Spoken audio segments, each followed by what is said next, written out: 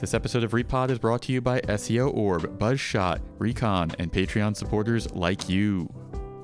Welcome to the Reality Escape Pod, your lifeline when you need a getaway from the real world. I'm David Spira, alongside my co-host, PG Law. Together, we're exploring immersive gaming from all angles, and we'll be joined by guests who really know their stuff. Today's guest is Nick Moran, former creative director at the seminal escape room company Time Run, and current founder and game director of Spectre and Vox, the hit Kickstarter that is creating a new medium of tabletop escape gaming. Welcome, Nick. Lovely to be here, digitally, obviously, not physically. We're in different places, just to clarify. Spoiling the illusion slightly, everybody, but we're not in a studio.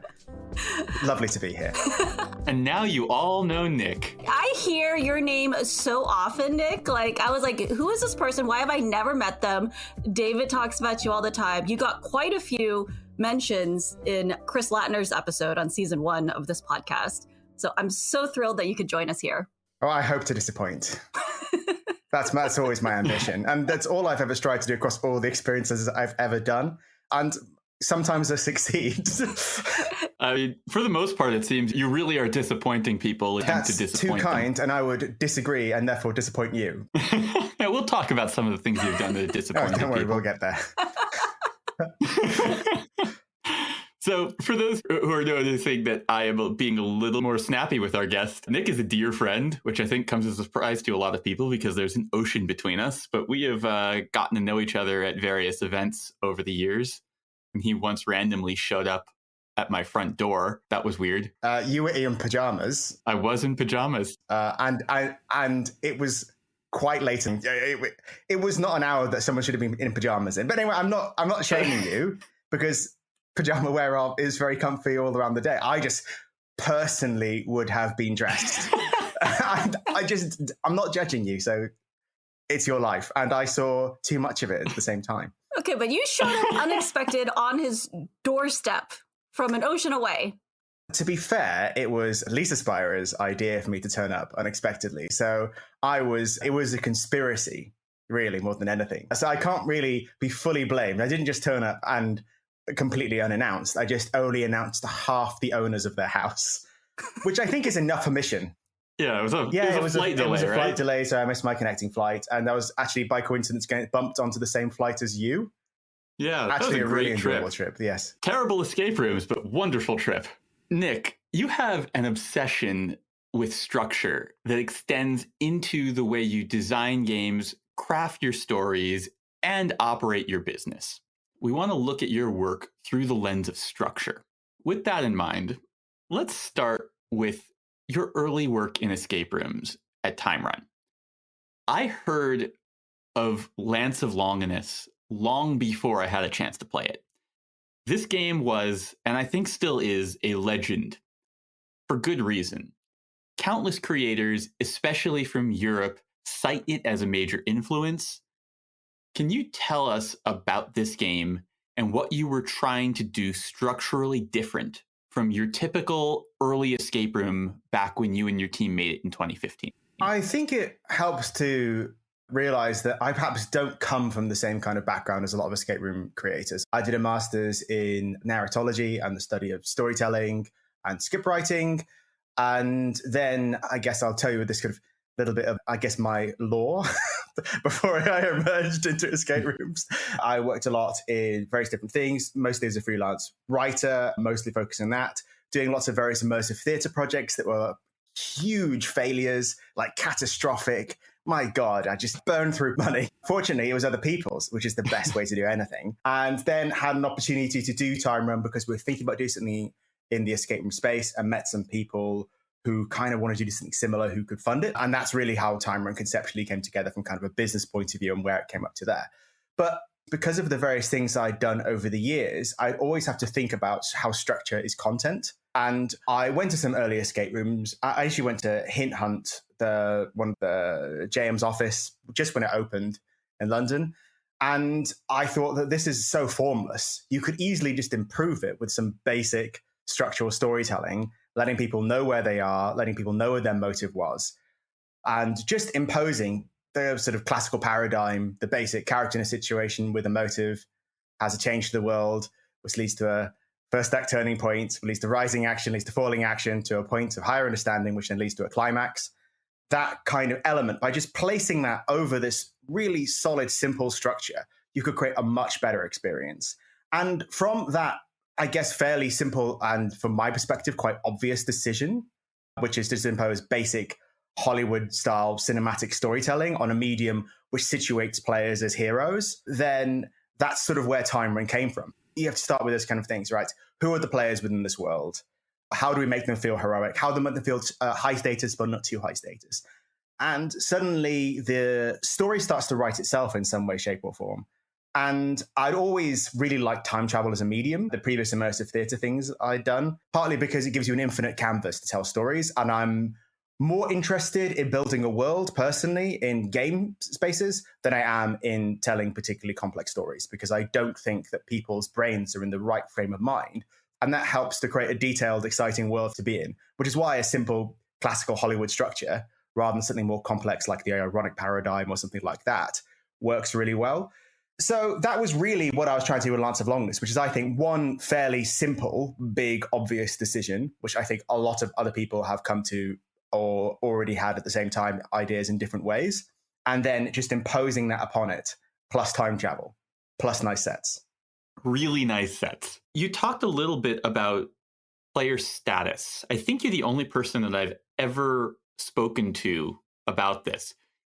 Talk to me about why the status the player feels they have within the game matters. People talk a lot about immersion, and immersion is a bit of a buzzword across all industries right now. I saw a flyer once for an immersive burger joint. I don't know how that functions. Do you get inside the burger? Are you wrapped in lettuce the whole time? It's just a giant meat grinder. I see. So it's immersed in your mouth? It's a melting in your mouth experience, but you are the one melting inside your own mouth. I don't know how that works. To cut a part of your limbs? Anyway, let's not get into the details of that. But it's become a buzzword, and everyone wants to be more immersive, and that's something that people constantly strive for, and marketing and PR and agencies, and all these are all things that I have done over the years in my lead up to Time Run. But the truth is that the only way you create immersive experiences is by creating a sort of logical footpath from where people are when they're outside to where people are when they're in the game. So you have to think about who they are initially. So the players are situated within the world, but they're not of the world. That's the kind of main key structural limitation. You want them to be inside the world, but they can't be of it because they don't know anything about it. They are newbies. They're always green. So that naturally creates them as low status within that universe. But you want them to be heroes. So you've got to be able to raise that status slightly at the same time and escalate it across the adventure. So it's always good to think about where they are. And that's something I always focus on, because that's why within Time Run and with everything that I've done and always will do, there's always this sense of there's a character who's always in charge of you, who's far above you in terms of status, who gives you definition to the world, who gives you stakes, who tells you how it's important, who is the expert, who kind of frames the adventure. And there's an assistant character who helps make you into the heroes that you are, or at least you should be along your journey if you're any good. So status is really important because it's a key part of immersion, and therefore it becomes a key part of storytelling. People often think that they come in and say, you are a crack team of FBI agents. Me, a crack FBI agent. I have just arrived and I have no idea what's going on. That's also a question of status, of who you are, where you're on the world, and what you know, and where you want to go to. So do you always have the players come as themselves? You don't give players like a character role? I personally would shy away from that. People are extremely poor performers and they can barely play themselves at the best of time in their chaotic and miserable lives. So I just think that it's better not to confuse them. It's better to say, you are you, and I'm going to make you into something better by giving you an exciting experience where you become a better version of you. Again, structure, you've got to work within the constraints you have. People come off the streets. They don't have much time to get immersed. They don't have much time to believe or create a character. At large-scale immersive theatre events or LARPing, people do the work beforehand. They spend their time getting into it. That's a part of the gig. That's a part of the structure of how you consume the content. And there's a reason why LARPing will, in my opinion, never be mainstream, because people just don't want to do the work. I certainly don't want to do the work, and I would consider myself quite an engaged person. I want to arrive and then begin my work to create the experience. So I just think I think it's a leap too far. And also, some people just have a hard enough time grasping the basics, let alone the complex stuff, because they're tired, they've come from work, they've had a difficult day, they were dragged unwillingly by their partner or their friend. And you want to have that soft onboarding experience, which is the time that you have with them to start weaving the world around them and into them. So I'm very skeptical of giving a lot of roles unless you really have the onboarding experience that can make that work. You also mentioned with Lands of Longinus the really nice sets, which I can confirm had really nice sets. We can also spoil this game because it no longer exists. Lands of Longinus was a time travel game where you jumped between all sorts of different eras and settings. In my opinion, almost any other escape room company, especially of that era, but even now today, that one game would have been at least 3 games in any given facility. And if you count the lobby spaces and the briefing spaces at Time Run, the footprint of that single game probably could have been 4 or 5 escape rooms at a lesser company. Walk us through the decision-making process to invest and create that amount of spaces and devote it to a single game. I do love losing other people's money. No, I am being flippant. The answer is that we really came in with a singular ambition, which is to do something above and beyond what we thought the market was doing at the time. That was a calculated decision. We wanted to elevate the escape room genre as we saw it at the time. Maybe that was overconfident, maybe that was arrogant, but we saw what the competitors within the London space certainly were doing.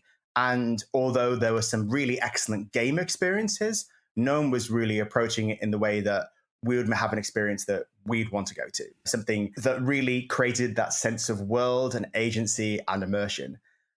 And truth is we thought that by creating a better experience, would have higher occupancy rates, would be able to do something exciting with it, would be able to get great word of mouth. And also that forced us to be more innovative with the business model aspect, because typical escape rooms were 60 minutes, then a 30-minute reset for all the various padlocks and things that go out. So we pipelined our games, which at the time I don't think I'd seen anyone else do. And which meant, for those of you not familiar with pipelining, I'm sure you are, is that rather than that you have one space where people roam about, unlocking every aspect of it, and then they leave, that what it is that you always push forward sequentially into new spaces, and then the spaces are reset behind the players at the time, allowing you to get more players into the facility. So that's basically how pipelining works. So we could get a new team every 45 minutes. Actually, if we really wanted to and pushed it, we could get a new team in every 30 minutes if we really wanted to. But that was a horrible day to run. And we only did it like 3 times. Are you talking about 3 different within the same game? Within the same game, always separate. Let me paint a picture for you. So effectively, although there were like 6 different spaces that people would go into, only 4 spaces that really mattered in terms of the pipelining. Briefing room, space 1, space 2, space 3, and debriefing room. Team A come to the briefing room, have their briefing, 15 minutes, go into the game, space A. By the time they're in space B, they should be like 35 minutes into their game. And plus their briefing, that's about 50 minutes. 5 minutes before that, another team would have come into the briefing room at the beginning of the game. People reset behind them. You have dedicated monitors who monitor the game, and you have dedicated resetters. So it kind of all operates like a machine behind the scenes. You push people on via active cluing and making sure that, the game is flexible enough to kind of bend and stretch for teams that really have no idea what they're doing. And it just allows you to run that game so much more efficiently. Whereas a standard escape room can get 8 teams, 9 teams on a Saturday, like Lands of Longinus could get 16, 17. And that's just a big increase in footfall, especially since the staffing costs are way higher when you have an immersive experience with an actor at the beginning, dedicated actor, dedicated monitor, dedicated resetter. You have a much higher staff ratio. Although there are more people coming into the building, your staff ratio per player is significantly more. So all these things, wanting to create something exciting in the marketplace, wanting to elevate it both structurally in terms of build and in terms of storytelling, in terms of effects, just forced us into making all these various different decisions, which other people probably wouldn't have done at the time. We ran the whole thing on QLab, which is theater software. All these decisions allowed us to make an experience which pushed at the edges what escape rooms can do and really cross that divide between London's very diverse and exciting immersive theater market and the kind of puzzle-heavy escape room market. On this subject of increasing the throughput of your games, I would describe you as a creative's creative, but you are also keenly aware of the business aspect of escape games. Tell us about the structural experiment that was Celestial Chain. And how did it work? And then what worked and what kind of fell short about it? In 2016, about a year and a bit after Lance of Longinus, we released the Time Run the Celestial Chain. And before I get into details of that, I'm just going to say that was immediately an extremely controversial thing to do. That was like the most controversial thing I've ever done. And I didn't even think that it would be. And that's partly because we changed up what the structural elements were within the game. So a standard escape room has that completion aspect.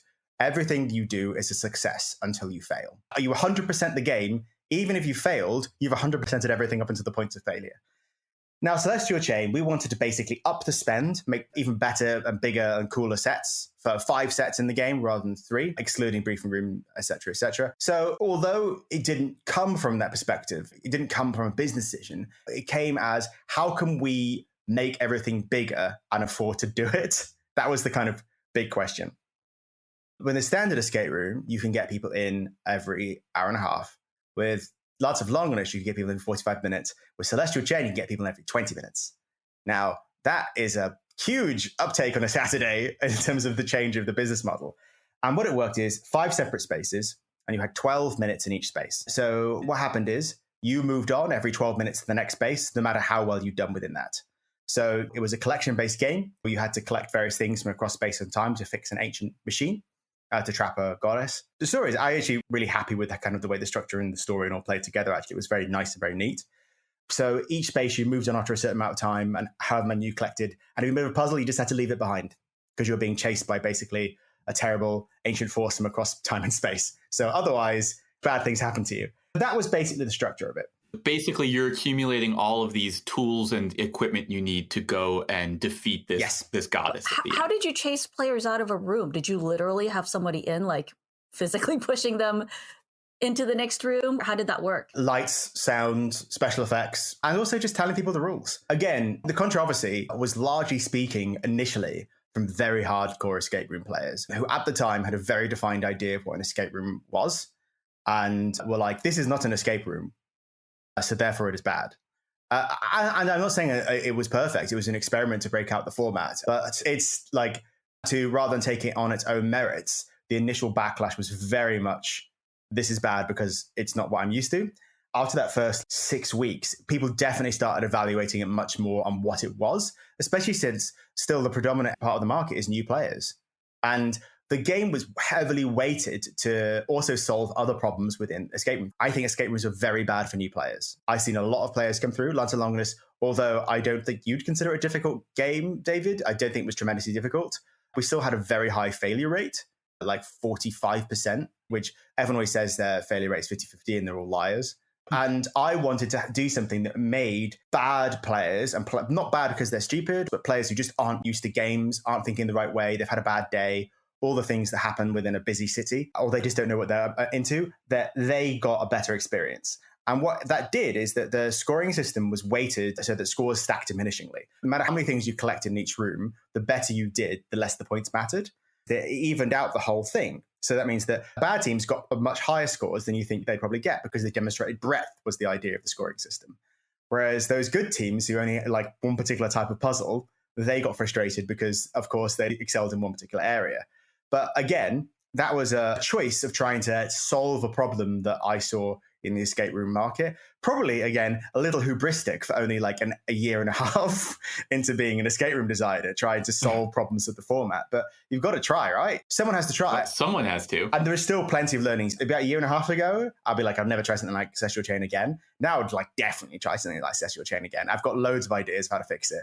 I also think the market is much more ready. Escape room players and escape room enthusiasts who have swelled in rank and number and are much more open to exciting new things than I think they were when perhaps they played only 10, 15 games a few years ago, when what excites them is doing the same thing over and over again a little bit, but better. Operationally, that thing ran like a machine. The fact is each reset was like 40 seconds across the game. The way it was run and pretty much everything was automated or ran on timecode. QLab, which is this software, has a called timecode. So you can start the show like you do in like The Lion King or something like that. You start the show, every single cue happens in the same order, right? That's it. This. So it's not manually run every single thing. So what the Celestial Chain ran on an endlessly looping time code. So once you start it at the start of the day, and then the Celestial Chain just running itself throughout the day. There's a big scream from the goddess at the end. And that I heard that like 1,000 times across the day because I was working in a little shed next to it. So, but again, like things like that, running an escape room on a time code is so efficient, and also allows you to do much better special effects and things like that because you know when they're all going to happen. They're all within the system. You can queue them up. You can make sure they're really cool. Anyway, Celestial Chain, an amazing experiment that probably a year ago I'd have said I'd never do again, but now I do like 3 times harder. I loved Celestial Chain. I will agree that I was also in camp. Lance of Longinus was my favorite if I had to pick one. But I have very fond memories of playing Celestial Chain. And the only thing that looking back on the memory, didn't love about the game was that I felt so much time pressure in each part of the game that my memories of each distinctive space kind of muddied together. But I love the throughput model. I love the experimentation. I love the deliberate approach to raising quality while also raising profits. I think it's an important thing for our industry to do because it is always going to be throttled by capacity. There are a lot of fantastic creators out there who I really respect, who I'm always like, why not raise prices? That's like my conversation I have with them. And I'm just like, why not earn more money? And they're like, I'm afraid to do so. I'm like, experiment. Try adding extra peak on a Saturday. You're always going to sell out on a Saturday. Why not get a bit more money from them? If that's your cash cow that funds the rest of your projects. But I think people are nervous. And I just think like you're getting a lot of experience for $25, $30. Is that what's the average escape room price in the US, David? It's probably in the $30 to $40 range. Oh, more expensive than I thought. Quite a lot of bang for buck on a good escape room. I do think that top era market, games like The Room in Berlin, games like Crime Runners in Vienna, games like The Chamber in Prague, Sherlock's, all those kind of games, Dark Park, The End, all those kind of things, The Dome. Those guys, I think, really can and should raise their prices because they're just top tier, world-beating experiences. But maybe they know stuff that I don't know about their market. But I just think that the people who want to play your escape room are going to pay the premiums, and those price-sensitive players are just going to be put off you no matter what and go to something bad in the market. That's my opinion. David and I had this exact same conversation in one of our bonus content, which is for patrons only, but we just talked about pricing structure in escape rooms. It's actually the bonus episode for the next episode. We recorded things out. This is behind the curtain, and I can hear the patrons unsubscribing right now. I will tell you this, if you're not a member on Patreon, you should sign up because it's a good conversation on pricing. I had just played a new escape room here in LA. Their pricing is about $90 US per game. And I do think that there is a market for it. That game may not necessarily, in my opinion, have lived up to that price. But the fact that I was willing to pay it just to see if it was worth it, I think that there is a market out there. And I think that from what it sounds like, some of these really premium experiences where the lobby is immersive, there's actors, there's a really thought out game. I definitely think that there's room for a higher ticket price. Yeah, I absolutely agree. $90 is what I'd call robust. That is a confident move. That is bold. It is a confident move. I'll say I had the chance to play the original 2 time run games, Lands of Longinus and Celestial Chain, a few months before they closed. I was flying to Poland for an escape room conference and scheduled a 1-day layover in London just so that I could play. And Amanda Harris and Drew Nelson happened to be flying back from Europe on the same day. And so we aligned our layovers so that we could meet at Time Run and play these games. These were some of the only games that I have played without Lisa. And she thinks it's the cruelest thing I've done in our marriage.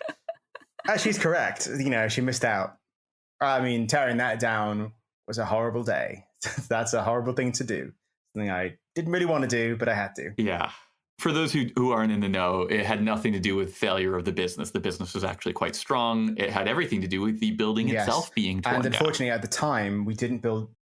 Now, we build sets in a different way. When I say we, I work a lot with the same people who built Time Run. We build more with flats and steel structures behind them so that you could just literally put them in the venue, take them out. Time Run wasn't built like that, although it was, you know, freestanding flats and stuff like that. It just would never have worked in the same way. Celestial Chain, possibly. but it became too complicated. You talking about these amazing escape rooms without me ever being able to play them is probably the cruelest thing you've done to me on this podcast. As I agree with Lisa. Yeah, I mean, really, PG, most of my cruelty is time run based. I see.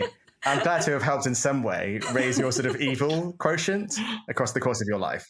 It makes sense now that I've met Nick, actually. Oh, yes. I'm chaotic time run.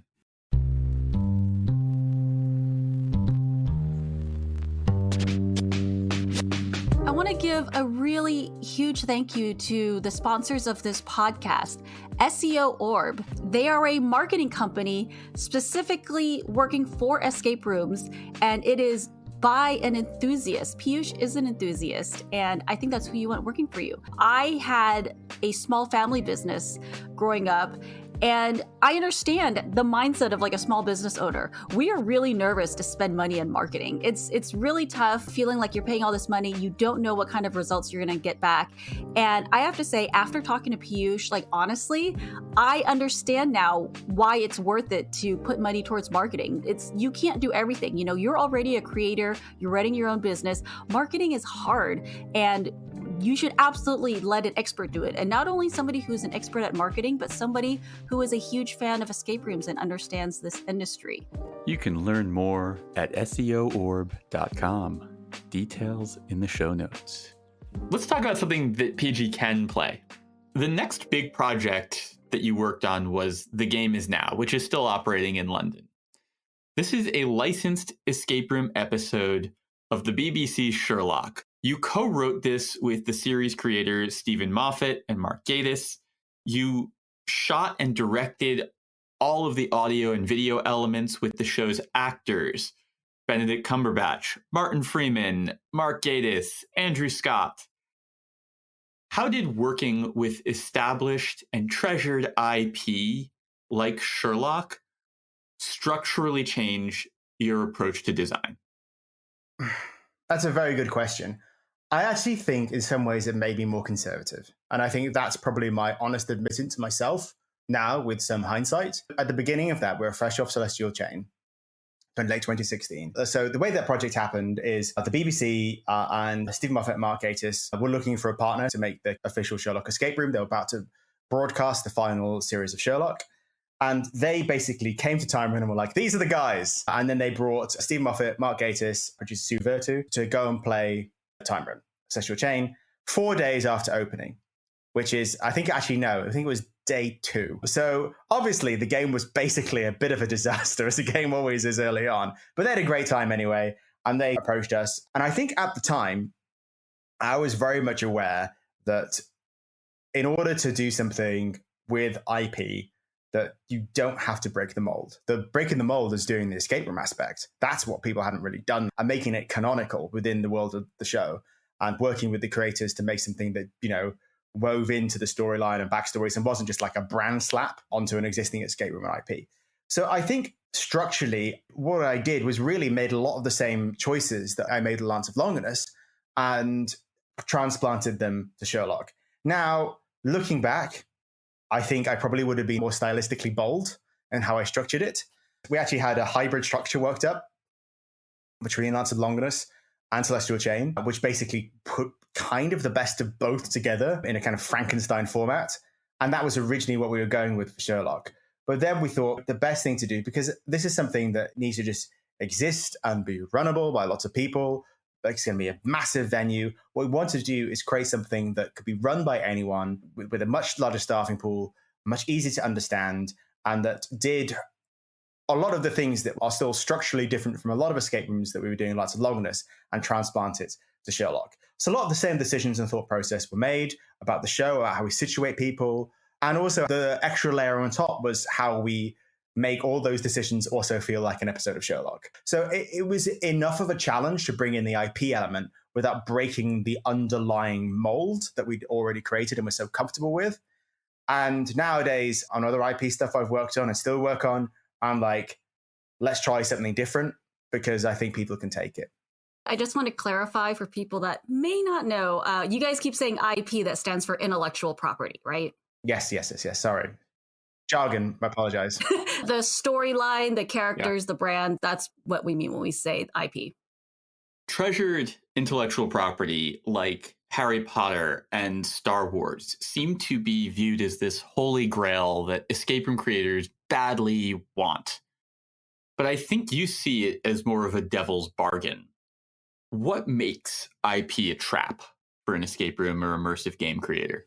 So firstly, to be clear, I have nothing to do with the Gamers Now, which is the Sherlock venue right now. I haven't been there in a long while. I'm sure they're running it well. I don't know what's happening with the game. And as always, you never really know what's happening with an experience after you no longer have your hand in it and have your eye on it.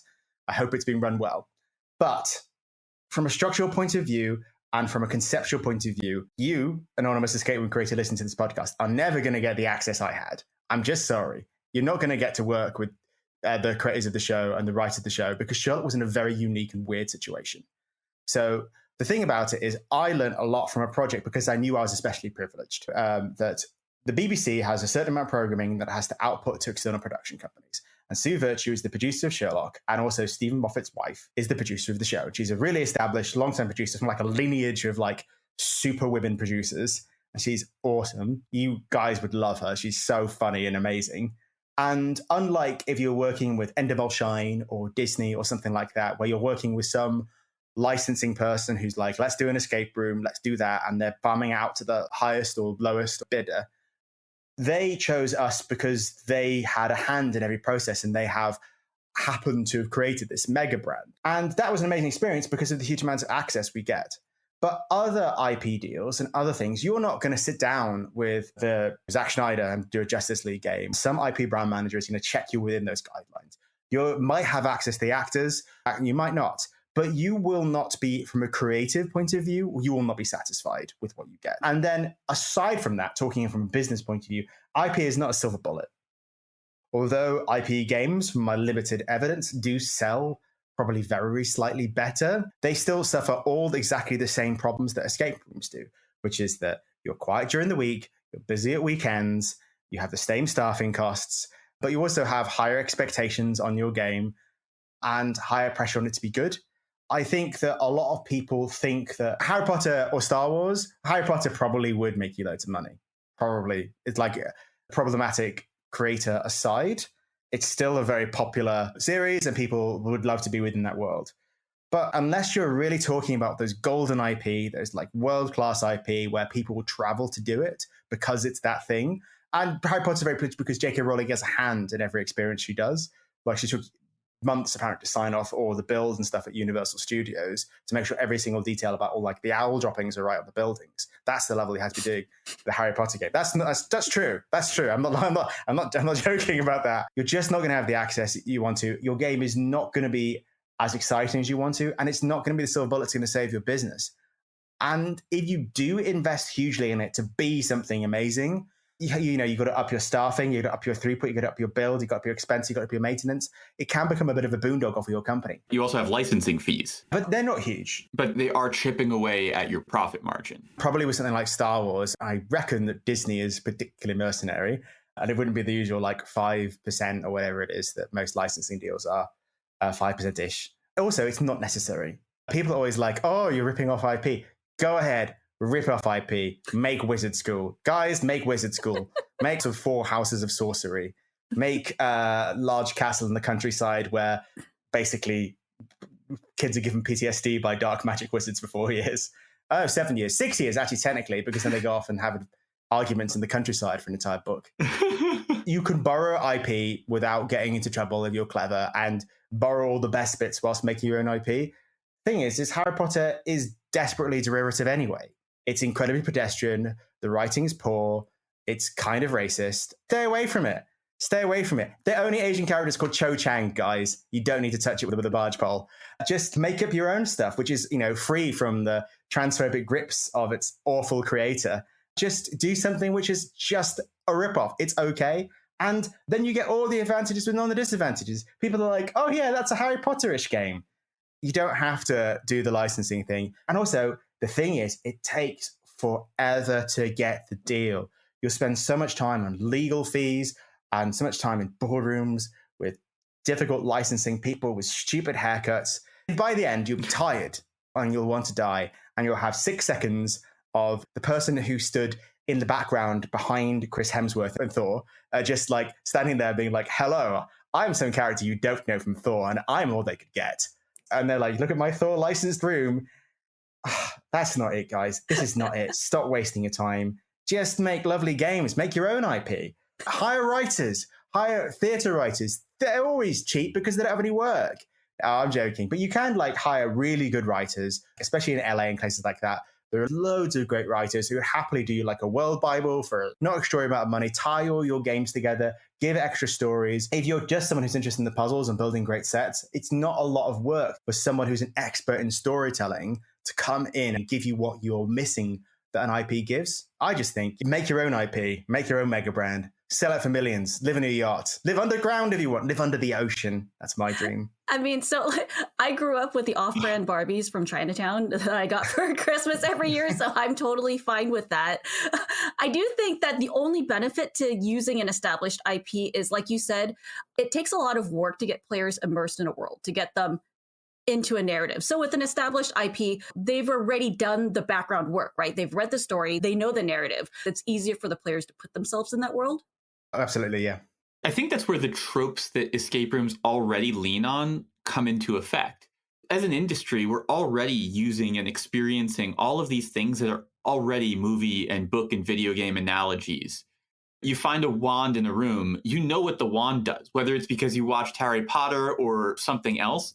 The cultural shorthand is already there for you to use because this stuff exists. Well, like I said, if you borrow from it, you're in a school. It is a school for magicians. You don't even have to say wizards. And people already have that framework, so they will just put themselves there. The Magic After School program. You know, you go to a regular school, and then there's an after school thing for magic.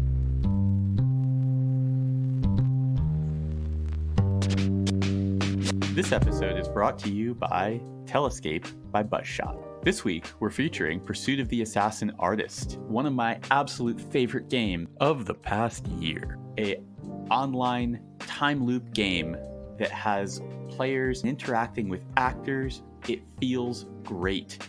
I completely forgot what interface was even involved. It just vanished. It was just me and the actors and the game. That's the power of Telescape. Telescape is an online escape room platform, full-featured, that allows players to collaboratively interact with each other and interact with characters. It's a fantastic way to build your game, no matter what level of expertise you have. The price is going to be right for you. You can learn more at telescape.com. Details in the show notes. You talked about the extraordinary access that you had while producing The Game Is Now. I firmly believe that you got the absolute best performance of Moriarty out of Andrew Scott. I think he's better in The Game Is Now than he is in the show, and I think he's fantastic in the show. Do you have any fun stories to share from all of these different recording sessions you did with all of these actors? The first thing is, what's great about Sherlock, and again, the access that they have, is that Stephen and Mark and Sue have created this little family. They're all mates. They all get on really well. They're all like, oh, how is Martin? Have you seen him recently? They all like care about each other. And what was nice is that they were like, hey, do you want us to do this escape room thing we're doing? Do you mind doing it kind of as a favor? And they're like, sure, why not? On the Martin Freeman one, because Martin Freeman was quite difficult to pin down, then he suddenly gave us a date, short notice.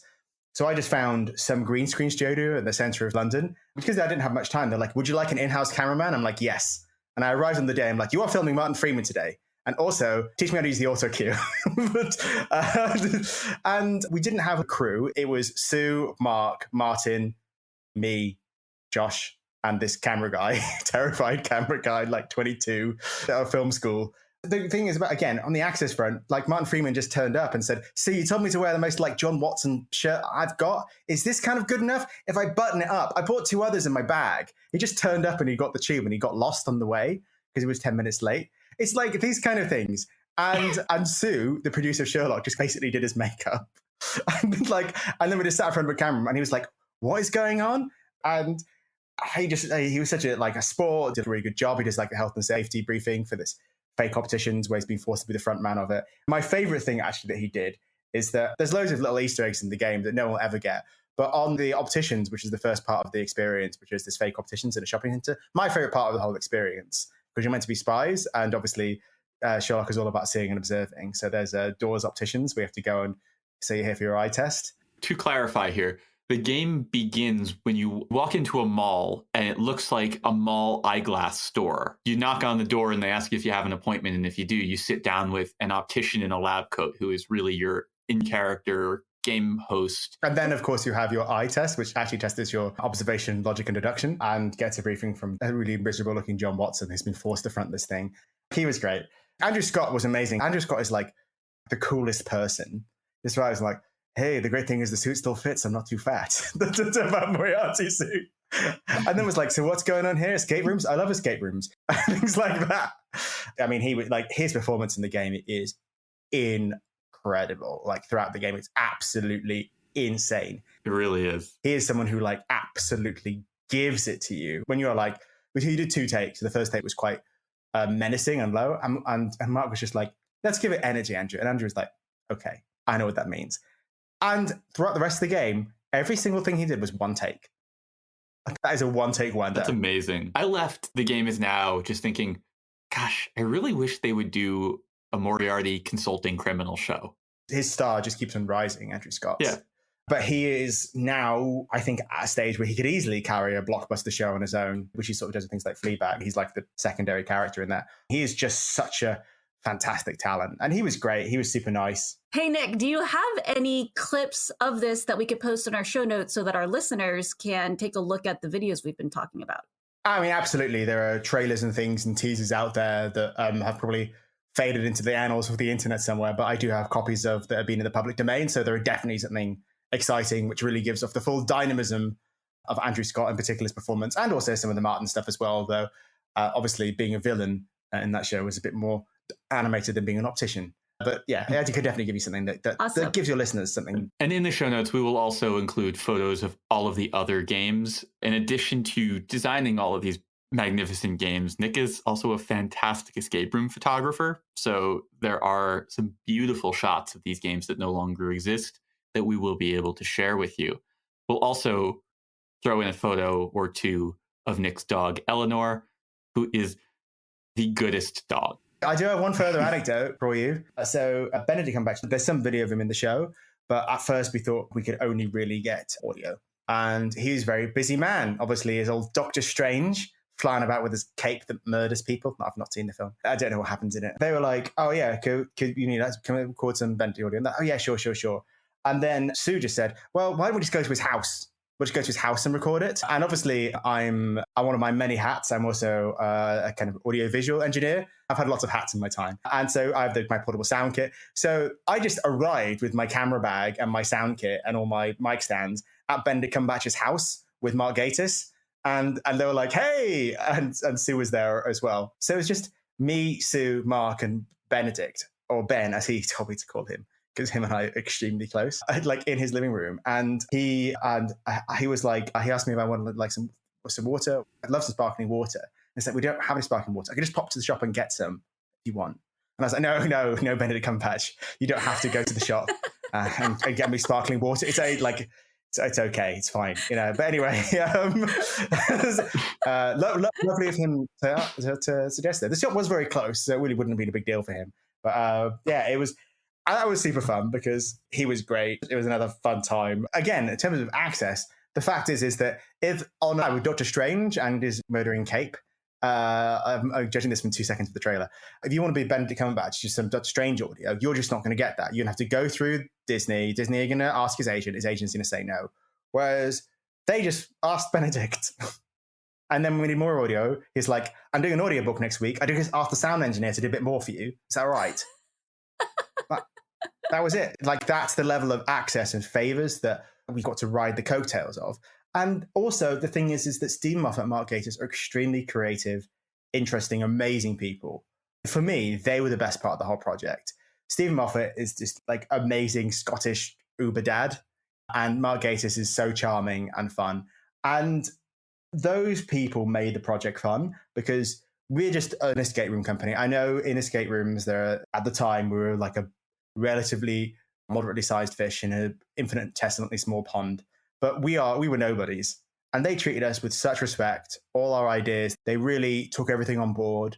When they were like, oh, we've got to do the script, I was like, would you like me to write the first draft of it and then give it over to you for amendments? They were like, thank you very much. It'd be so helpful. All that kind of stuff.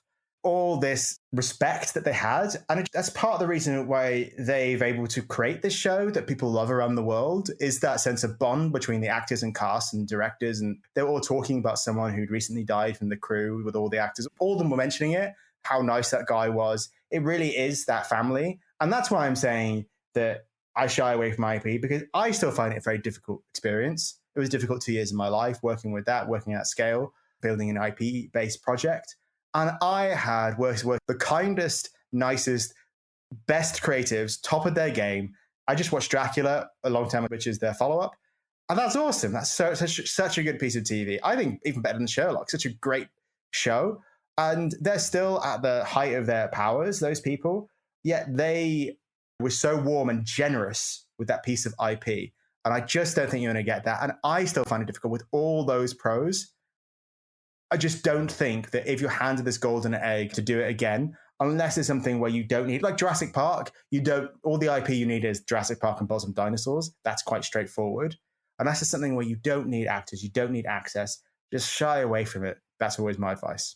I can say, as someone who spent most of my career consulting for large organizations, respect is the hardest thing to come by, and the projects where you get it are truly special.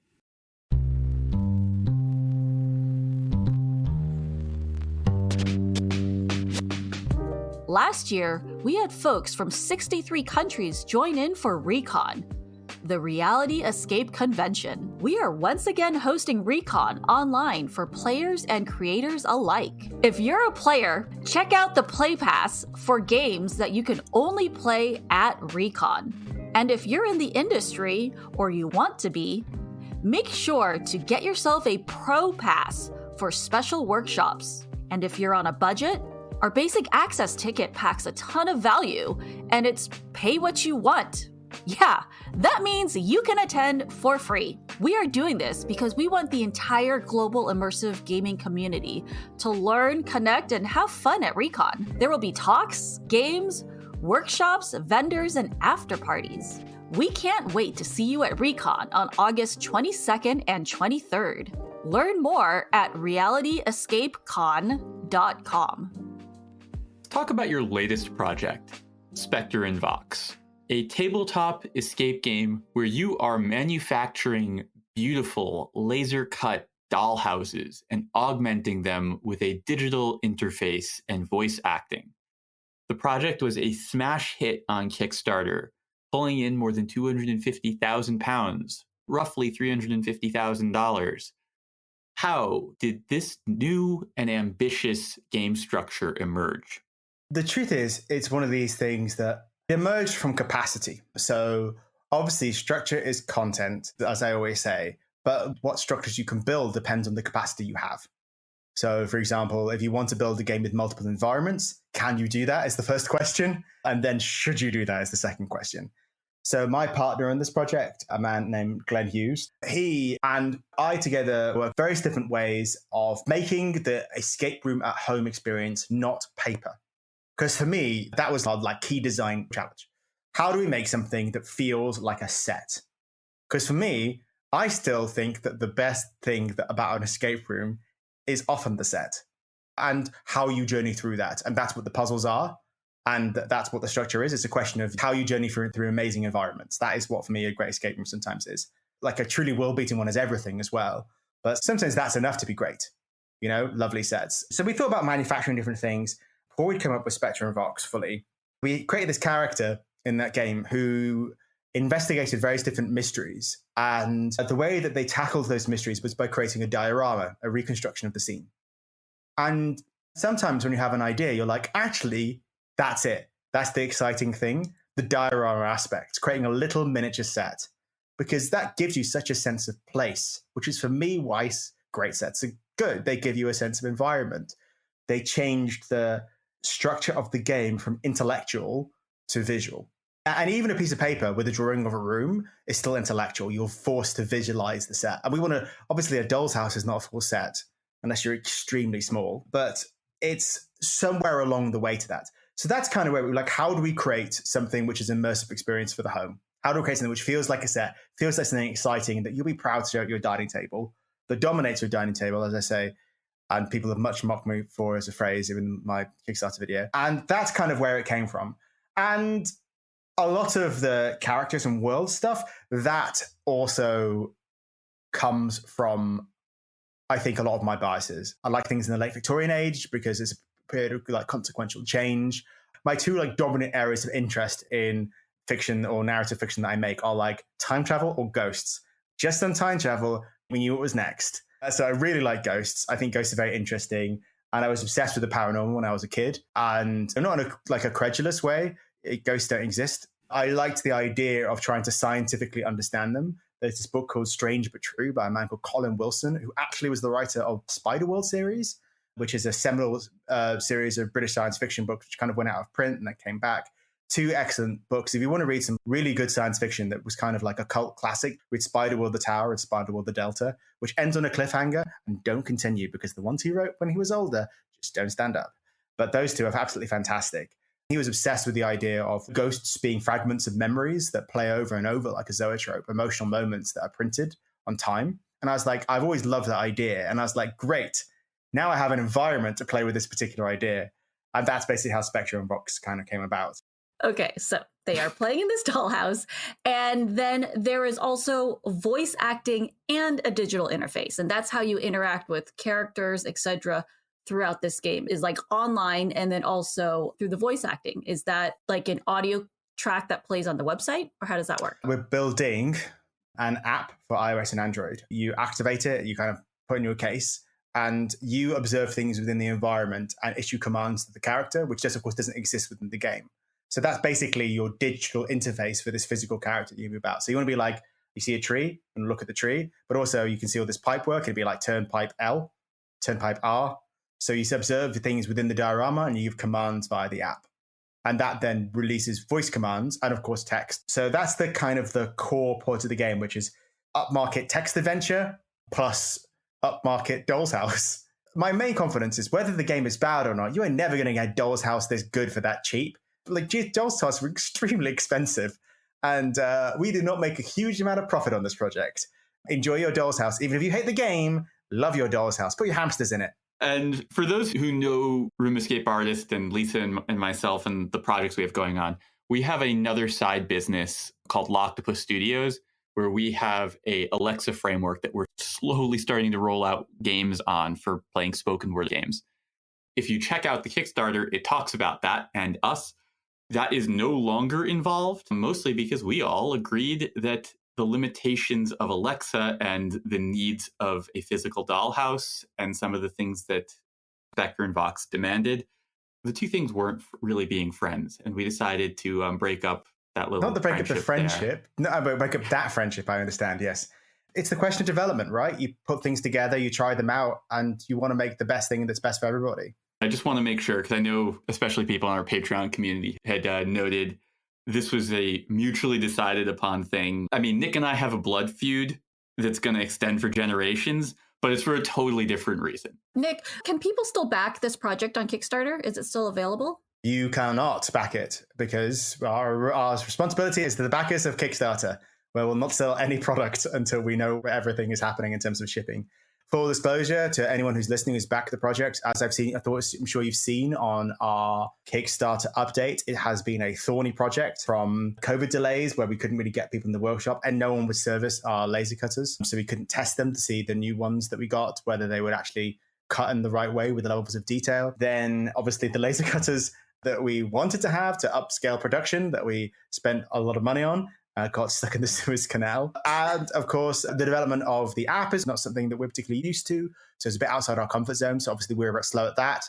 So obviously the timeline is delayed slightly due to mostly COVID, but also other things beyond our control. So if you are a Kickstarter backer, I am deeply sorry from the bottom of my heart. I was hoping to get this done by now, partly because, out of a sense of professional pride, I don't like disappointing people and things being late.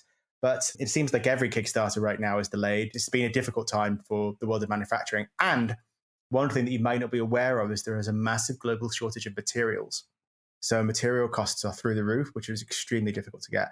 So timber is almost impossible to get from across the world. I was speaking to Chris Latner, who you have all encountered from a prior podcast, and he's struggling to get wood to build his games too. It's a difficult time for everyone, but it's no excuse for disappointing anyone, and I am sorry. That's a bummer to hear. But hopefully, eventually in the future, I can place an order for this. Fingers crossed. We have 1,812 games to build, and we probably will just round that up to 2,000 and ship some at the end or later or something like that. So there might be a few. But also, it's an expensive game for us to make, and we don't make tremendous amounts of profit on it. So it's a question of whether this is a limited time product and we only ever sell it once. That is also an option for us. We haven't really decided. It depends on feedback, whether people enjoy it. I hope people enjoy it. But obviously, that is for the future when it is shipped to you. Makes sense. It's incredibly ambitious. Yes. Which I think is the thing that's going to be carved into your tombstone. Yes. It looks beautiful. Like the photos I saw of it, it looks absolutely gorgeous. Regardless of whether people like what we've done or like the things we put together, the actual object is absolutely fantastic. And it's actually better now than it was. The prototype we built for Kickstarter, it looks like crap compared to what we go now. No, it's basically the same, but just better. Yeah. On to the blood feud. I don't know what this is. Oh, God. Nick, you and I, we first met in Amsterdam. We were both traveling there to speak at the Second Up the Game conference. And our mutual friend, Ken Ferguson, from the UK escape room blog, The Logic Escapes Me, said that we had to meet. You joined us for a number of games that day. We had a great time. But over lunch was when we truly bonded. We were sitting in a pub and got into an impassioned argument about whether games could be art. I was arguing for, yes. You were arguing against. We were both having a great time, but over the course of the 2 hours that we were arguing, almost all of the people at our table and the tables around us came to the conclusion that we hated each other. Can you, in 30 seconds or less, state your position? Then I'll state mine, and we can see if we can settle this once and for all. I have a very narrow definition of art, which is that art is something that you consume only with your mind. And the moment that you sully it with interactivity, then you change the nature of it, and it no longer becomes art because you have that physical aspect to it. But that is not a quality perspective. I just have a narrow definition of what art is. Most art is terrible, absolutely terrible. Most everything is terrible. Most things in this world are bad. Just because something is art, it does not mean it's better. I just think that games, which are often ephemeral and often based in the tech of what you can do now, and therefore date very quickly because of that interactive element, the tech that powers it and the interactivity that powers it, are not art, and nor should they try to be. Because honestly, most paintings are terrible. Most plays are bad. Most things that you'll consume as art and films are bad. Let's not try. Well stated. For my part, I don't think interactivity eliminates the room for art. I think that if you were to take visual art and blend it with musical art and then put that together with anything else, I don't think those things stop being art. And I also come at this from an American standpoint where I want to ensure First Amendment protection for games. I think that it's important that they're viewed as art because I think that they are a form of expression. They're a way to express oneself, either as the player or the creator. To me, that is something that matters a great deal to me. But I also agree, just because something is art doesn't mean that it is good or better or worthy of anyone's time.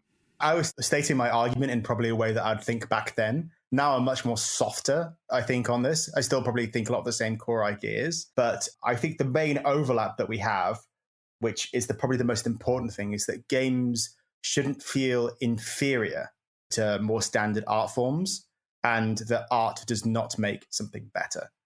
That's the core thing. I completely agree with you. I think we can leave it at that. Nick, what is coming next for you? Spectre and Vox, probably another Spectre and Vox if people enjoy it. Or if people don't enjoy it, screw it. Let's make games forever. Probably another game that is a hybrid between the physical and the digital, which is where I want to do more stuff because I'm excited by it. Some live escape rooms this year, but that's complicated. That's a long explanation, which I think will be more apparent when they're open. But I'm kind of looking a little bit at the moment beyond the framework of escape rooms and what I can do next, what I can do that excites me next from a structural point of view. Over the course of the pandemic, I think that what I've realized is that I want to do something quite different next, and something very big, and something which I think pushes at the boundary of what an escape room is. I'm really interested in open world stuff. That's something that I think has always fascinated me. I want to create a world where people can have agency to have all kinds of experience that they want under one roof, which people can revisit. And you can get multiple teams in at the same time, but it enhances the experience. And I'm determined to tackle that next. This has been a very new development, and I'm pretty sure that's what I'm going to do next. Because honestly, I think although escape rooms excite me, there are so many great creators around Europe and beyond doing amazing escape rooms and keeping on pushing at that format. What can I personally bring to help push my ideas within the genre? And I think that really nailing something open world would be a big win for everybody, and something that I personally am excited to try and do. Of course, it could be a catastrophic failure, but I'm used to that. I look at things like Meow Wolf. You want to push the structure. Yeah, I look at things like Meow Wolf, and I'm like, what a lovely art installation that you walk around in. Looks great. And, I'm like, that they've got people to do that and consume that is so awesome. And I think really impressed that they've created these amazing things there. And I'm like, how can I do a Meow Wolf, but for escape rooms? And that's my main structural question right now. And the answer is, will it require tremendous amounts of money? Of course it will. But people would pay it. You guys should see my face right now as Nick is talking about this. I am so excited because I could not imagine anything better than a 3-day weekend on a cruise ship or a hotel where it's basically Westworld, completely immersive. I mean, and then again, this is coming from somebody who spent 39 days on an island pretending to be a castaway and literally starving for 4 days, losing 30 pounds, sleeping in the rain and in the mud to get this full immersive experience. But I think there's a lot of people that would pay a lot of money to have something like that and have a game embedded within it. Absolutely. Well, multiple games, ideally. I think it's, again, Meow Wolf I find personally very inspiring. I know people are talking about them a lot, but I think what they've done, again, with the art world, is really push at the boundaries of what a consumable art experience is. And I really respect it. I've never been. I've seen all the videos and stuff like that. I'd love to go. But for me, tackling that challenge, but also because I'm not from an art background, from a set building and, construction of mechanics and things like that and structure point of view, the answer is, how do you weave something into something of that scale, 20,000 square foot or 50,000 square foot, ideally. That for me is the exciting challenge that I think will be what I want to do next. I'd like to make into something that just opens up what escape rooms is. Because again, to go back to some other things that I've always been trying to solve with Celestial Chain, which still is probably the best summary of a lot of my problems with escape rooms, is that I just want to do something that everyone can enjoy no matter what your engagement is. And always my fear is that an escape room can lose people. And I've seen it happen. I've seen Tamari games. They were good. They were really nice. People really enjoyed them. But you know what's great about an experience like Meow Wolf is that everyone can enjoy it and get it. Everyone can enjoy, and they can digest the art on different levels and digest the scenic, but they can go and have a lovely time when they're not forced to do anything. You want something that allows people who want passive experiences to have a passive experience, and people who want an active experience to have an active experience, and people who want to go and drink in a bar, which is nicely themed, also to do that as well, because give me that food and beverage money, guys. If you're coming to an area and go to a bar someone else's, no, I want that money. That annoys me. That's for me the exciting challenge, and I'm really pumped by it. How I get there, that's an exciting question, but yeah, Meow Wolf plus escape rooms plus everything. That's it. So Nick, where can people find you on social media? You can find me on Twitter at Moranfox. I don't really tweet much apart from about British politics. So if you like talking about that, then come and be depressed. You can find me on LinkedIn. That's the other social media platform I'm on. I don't know why you would. I will have all the links for you on how to find Nick Moran on social media in the show notes. Including Pinterest. Including Pinterest, if you have one. See my board of cushions. I'm buying a house, guys. Look at them. The Reality Escape Pod is brought to you by RoomEscapeArtist.com, your home for well-researched, rational, and reasonably humorous escape room and immersive gaming content and events. If you're enjoying this podcast, an easy and free way to help support us is dropping a 5-star review on Apple Podcasts, and consider sharing it with a friend or two who you think might enjoy it. If you want to do more, consider joining our Patreon community. We have an active Discord and offer all sorts of bonus content, including companion episodes with each episode of this podcast. The guests frequently join us for the bonus episodes. You can find our Patreon at patreon.com/roomescapeartist. No matter how you choose to support us, we appreciate you. Listening to the podcast supports the podcast. So thanks for that. The Reality Escape Pod is produced by Lisa Spira and edited by Steve Ewing of Stand Inside Media. In this game in Greece, Mrs. Rose's house, and you're being pursued by these ghosts the entire time. Yet I was playing with Andrew Preble, who Andrew Preble is a very intelligent, brilliant, charming man. But sometimes he's really in his own world within these game experiences. This is Andrew, the owner of Escape My Room in New Orleans. He was there, and we were there in this kind of like the height of the game, being pursued by ghosts. And Andrew hadn't really clocked that these ghosts were against us, and said, "I wonder if these are friendly ghosts." And then through a little hole in the wall, one of the ghosts went, "No!" And the entire room went. And obviously very frustrated that Andrew hadn't realised we were being hounded by ghosts the entire time.